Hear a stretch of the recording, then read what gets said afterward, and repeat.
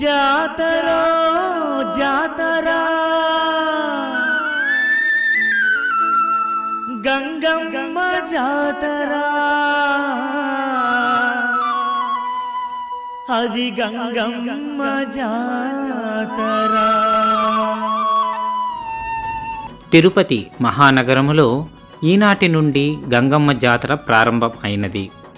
ఈనాడు జరిగిన చాటింపుతో ఈనాటి నుండి వారం రోజుల పాటు వైభవంగా అమ్మవారి జాతర ఉత్సవాలను నిర్వహించనున్నారు తిరుపతి ప్రజలు.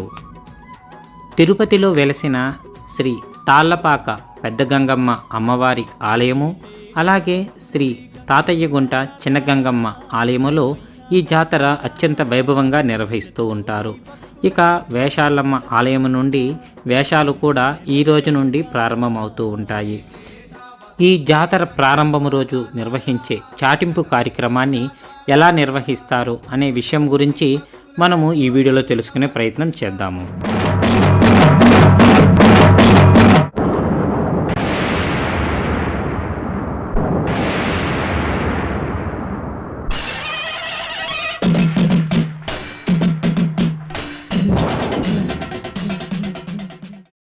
తిరుపతి శ్రీ తాతయ్యగుంట గంగమ్మ అమ్మవారి జాతర నేడు ప్రారంభమైనది. నిన్న రాత్రి అనగా మంగళవారం రాత్రి అమ్మవారు పుట్టినిల్లైనటువంటి అవిలాల నుండి పసుపు కుంకుమ తీసుకువచ్చి చాటింపు వేశారు. అంటే ఇక్కడ అమ్మవారి యొక్క అత్తగారిల్లు తిరుపతి, పుట్టినిల్లు అవిలాల గ్రామం. తిరుపతిలో వెలసిన శ్రీ తాతయ్యగుంట గంగమ్మ అమ్మవారి పుట్టినిల్లు అవిలాల. తిరుపతి పట్టణానికి అతి సమీపంలోనే ఉంటుంది అవిలాల గ్రామం. అవిలాల గ్రామంలో ఉండే పెద్దిరెడ్డి వంశస్థులు అమ్మగారి పుట్టింటివారు. వీరు క్రమం తప్పకుండా ప్రతి ఏడాది అమ్మవారికి జాతర రోజులలో అమ్మవారికి పసుపు కుంకుమను గౌరవంగా ఇస్తారు. తిరుపతి శ్రీ గంగమ్మ జాతర వారం ఉందనగా ముందటి వారమే అవిలాలలో జాతర జరపబడుతుంది.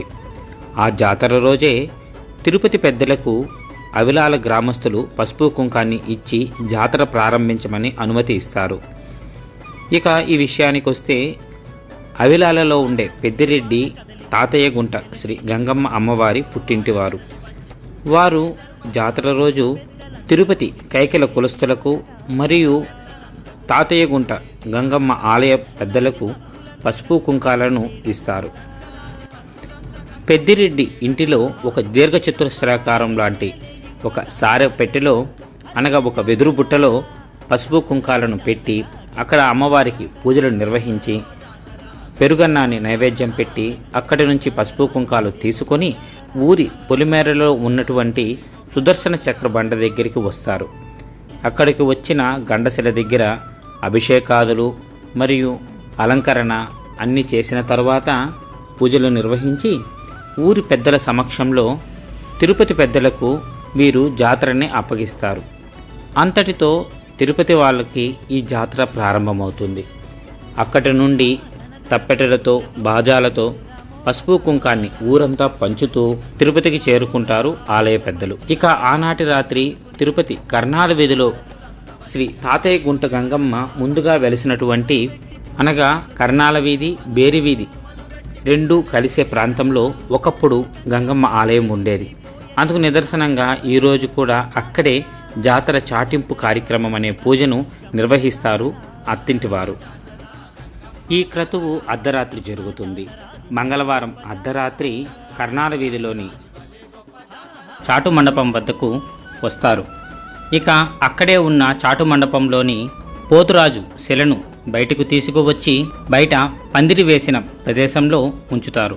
అనంతరము ఆ పోతురాజు శిలకు ఎదురుగా కొద్దిగా ఇసుక పోసి దానిపైన ఒక పెద్ద కుండను అలాగే ఒక బిందెను పెట్టి ఒక చిన్న కుండను కూడా పక్కన పెట్టి వాటిని అలంకరిస్తారు. ఇందులో కుండని చిన్న గంగమ్మగా, బిందెను పెద్ద గంగమ్మగా, చిన్న ముంతను పోతురాజుగా వీరు పూజ చేస్తారు. ఈ కుండలలో బెల్లం పానకాన్ని నింపుతారు.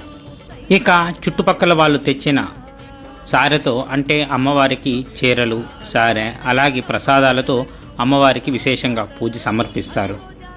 అనంతరము పసుపు కుంకాలు, నిమ్మకాయ వీటిని తీసుకొని మేళతాళాలతో ఇక తిరుపతి సంచారానికి బయలుదేరుతారు గంగమ్మ అత్తింటివారు.